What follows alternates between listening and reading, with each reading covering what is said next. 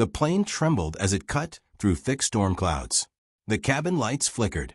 Passengers clutched their armrests, whispering nervous prayers. Then, a sudden scream tore through the air. A man in the aisle yanked a mask over his face, his eyes cold, his hands gripping a pistol. Two more men stood up from different rows, pulling weapons from beneath their jackets. "Everyone down," one shouted, his voice sharp and heavy with rage. Gasps filled the cabin. Children cried. A baby wailed. The air turned cold and suffocating. The pilot's voice cracked through the intercom, trembling. "Ladies and gentlemen, stay calm. Cooperate with the men. Do not resist." But his words carried no weight. Everyone could see the gun inches from his head. One of the hijackers stood in the cockpit doorway, pressing the barrel against the pilot's temple. The atmosphere shifted. Hope seemed to drain out of the cabin. Passengers slid down into their seats, their breathing shallow, their hearts pounding. An elderly man clutched his wife's hand. A teenager pulled her hoodie over her face to hide her tears. Silence, except for the low sobbing and the hijackers barking orders. Then, from the middle rows, a calm voice whispered, "Stay low. Don't panic." No one turned to look, but a woman, quiet and steady, sat watching. Her hair tied back, her eyes sharp, her face unreadable. To anyone else, she looked like an ordinary passenger. But her heartbeat was steady, her breathing controlled. Years of training kept her calm, while fear swallowed the rest of the cabin. The hijacker with the pistol scanned the passengers. His gaze froze when he spotted movement. A man had tried to shift in his seat, trembling, muttering about his children. "Sit down," the hijacker roared, slamming the butt of his gun against the seatback. The man's daughter screamed. The hijacker turned toward her, sneering. "Quiet her, or I will." The passengers froze. No one moved. No one dared speak. But the woman's hands clenched around the armrest. Her instincts screamed. Her muscles tensed. Her mind calculated every angle, every move, every possibility. She was waiting. Not yet. Not while the gun was still raised. The pilot, voice shaking, tried again. "Please. No one has to get hurt. Just tell us what you want." The leader stepped forward, his boots heavy on the carpet. His eyes were cold, filled with years of anger. He spoke slowly, his voice like a blade. "We want the world to listen, and you will carry our message." He pointed to the cockpit, ordering the pilot back inside. The door slammed shut. The passengers sat in suffocating silence. The sound of engines roared in their ears, but inside the cabin, it was fear that thundered the loudest. The quiet woman closed her eyes for a moment. She heard her instructor's voice from years ago. Control the chaos. Wait for the break. Trust your training. Her fingers tapped the rhythm of her breathing on the armrest. Calm. Steady. Focused. She knew what she had to do. But the question loomed. Would she act before it was too late? The plane cut through the dark sky, engines humming steady. But inside the cabin, every second stretched like an eternity. One of the hijackers patrolled the aisle, his boots thudding against the floor. He stopped at random seats, glaring at passengers, searching for weakness. "Look at me," he barked at a young man. The boy kept his head down. His mother pressed his hand against her chest, whispering for him to stay silent. The hijacker laughed under his breath. "Cowards." His laughter echoed, bitter and cruel. The quiet woman's eyes followed every movement, memorizing the men's patterns. She counted steps, noticed who barked orders and who followed. She saw the one in the cockpit doorway grip his weapon tighter every time the leader raised his voice. Nervous, inexperienced, a weak link. Her training told her one thing: the longer they waited, the more dangerous this became. The leader shouted again, "Sit still. You will not move unless we allow it." Then his eyes shifted toward the crying child. The same little girl from earlier. "You. Quiet her." Her father trembled, rocking his daughter, whispering desperate promises. But the crying only grew louder, fear spilling out in tiny sobs. The leader raised his pistol. The passengers gasped. A woman screamed. And then, calmly, firmly, the quiet woman's voice cut through the panic. "Put it down." The leader froze. His eyes narrowed. What did you say? Every head turned toward her. The cabin air felt heavy, like it might crush them all. The woman stood, slowly, her face steady, her eyes locked on his. I said put it down. She's a child. The leader sneered. And who are you to tell me what to do? The woman took a step forward. Her voice dropped lower, sharper. I'm the last person you want to test. The hijacker in the aisle laughed nervously. Sit down, lady, or I'll make you. But her tone didn't waver. Her eyes stayed locked on the leaders. You're not in control anymore. And you know it. The passengers held their breath. No one dared to move. The only sounds were the engines and the trembling breaths of terrified men and women. The leader tilted his head, studying her. Something about her calmness unsettled him. She wasn't begging. She wasn't crying. She wasn't afraid. Who are you? He asked. She didn't blink. United States Navy. SEAL. The cabin fell into stunned silence. The hijacker, holding the pistol at the cockpit door, flinched. Even the leader's hand wavered for a moment. The passengers stared, wide-eyed, whispering under their breaths. She let the silence stretch, then added, steady as stone. If you pull that trigger, you don't walk off this plane. The leader's jaw clenched. His hand trembled. Passengers could feel the shift, subtle but real. For the first time since the hijacking began, someone had broken their fear. The SEAL woman didn't move further. She stood tall, waiting. The question now was whether the hijackers would call her bluff or find out the truth the hard way. The leader's finger twitched against the trigger. His eyes narrowed, scanning her face for weakness. But she gave him nothing. No fear. No hesitation. Only steady defiance. Passengers sat frozen, every breath shallow. A baby whimpered softly, and the mother covered its mouth, praying for silence. The hijacker in the aisle leaned closer to the leader. She's bluffing. Nobody like that would be here. She's lying. The SEAL woman tilted her head. Try me. Her voice carried a steel edge, sharp enough to slice through their doubts.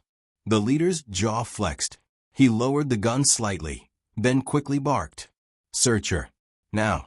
The man in the aisle rushed forward, pointing his weapon at her chest. Hands up. She obeyed. Slowly, calmly. His hands moved quickly, patting her down. The passengers trembled, fearing the smallest twitch would spark gunfire. Then he froze. His fingers brushed against the inside of her jacket. His eyes widened when he felt the distinct texture, the unmistakable presence of military-grade gear hidden beneath casual clothing. He looked up, stunned. She's not lying. Gasps rippled through the cabin. A wave of whispers. Faces turned, eyes wide, fear mixing with hope. The leader's nostrils flared. His hand tightened on the pistol again. So, you are military. A soldier on my plane. Her voice didn't shake. Not a soldier. A SEAL. And you've just made the biggest mistake of your life. The leader's fury cracked. He lunged forward, jamming the gun closer to her face. You think one woman can stop us? Her eyes didn't blink. I've stopped worse. The silence stretched until it snapped. The hijacker guarding the cockpit shifted nervously, his weapon slipping lower. The SEAL woman's eyes darted toward him for a split second. Weak, distracted. Her body moved before anyone could react. She twisted sideways, her arms snapping up to shove the leader's wrist high. The gun went off. Bang. The bullet tore into the ceiling. Screams erupted. The smell of gunpowder filled the cabin. In that instant of chaos, she struck hard. A sharp elbow into his chest. A kick to his knee.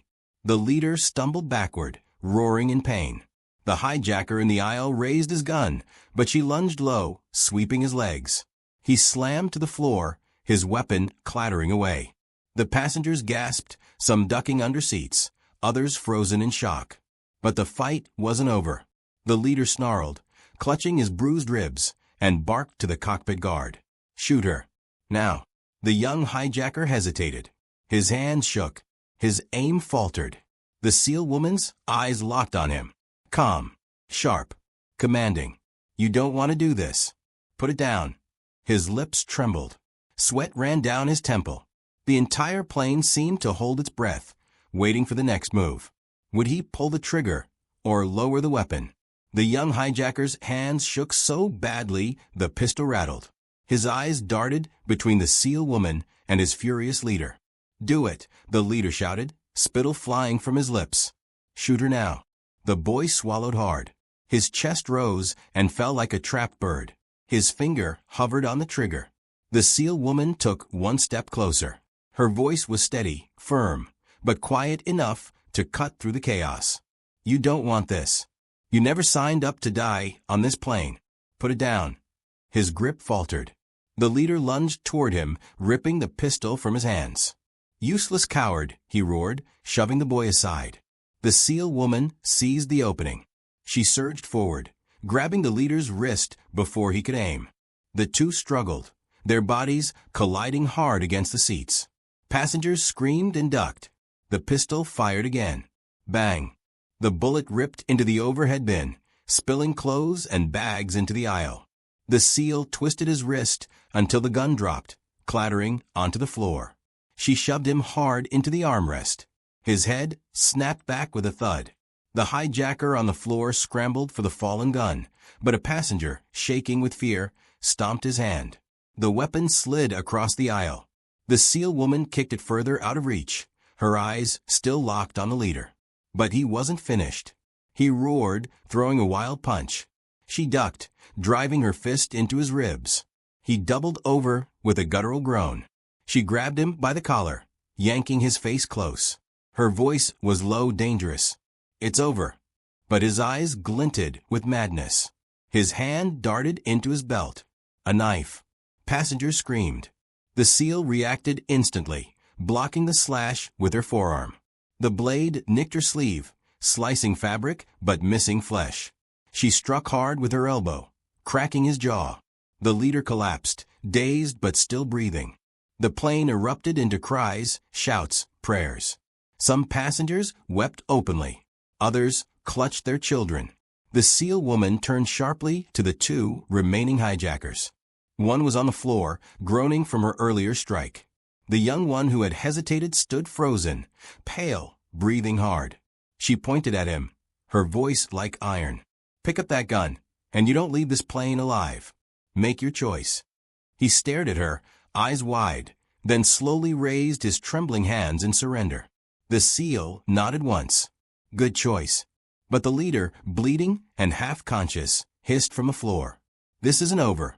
You don't know who we are. They'll never let you land this plane alive." The SEAL woman stared down at him, her jaw tight. His words carried weight. Was there someone waiting for them on the ground? Another plan in motion? The passengers looked at her with desperate eyes. Some whispered, others asked aloud, "Are we safe now? What will happen to us?" She clenched her fists, scanning the cabin, the hijackers, the trembling pilot behind the cockpit door. It wasn't over. Not yet. Because if the leader's words were true, the real danger might not be inside the plane, but waiting outside. The cabin smelled of gunpowder and fear. Passengers pressed against their seats, wide-eyed, whispering prayers, some too shocked to move. The SEAL woman stood in the aisle, her chest rising and falling steadily. The leader lay slumped near the seats, blood trickling from his lip, wrists tied with a belt a passenger had handed her. The young hijacker sat trembling, his hands still raised, while the one she had knocked down earlier groaned in pain, too weak to resist. She looked toward the cockpit. The pilot peeked through the door, face pale. "Are they finished?" he asked, voice shaking. "Not yet," she replied. Her tone was steady, but her eyes held the weight of something darker. The leader chuckled weakly, his voice a broken rasp. "You think you've won. But when this plane lands, others will be waiting. You'll never make it." Gasps swept through the passengers. A woman clutched her husband's arm. A boy buried his face into his mother's shoulder. The SEAL crouched down, staring into the leader's eyes. "Then I'll make sure we do." She rose, turning to the pilot. "Divert course. Land at the nearest secured airfield.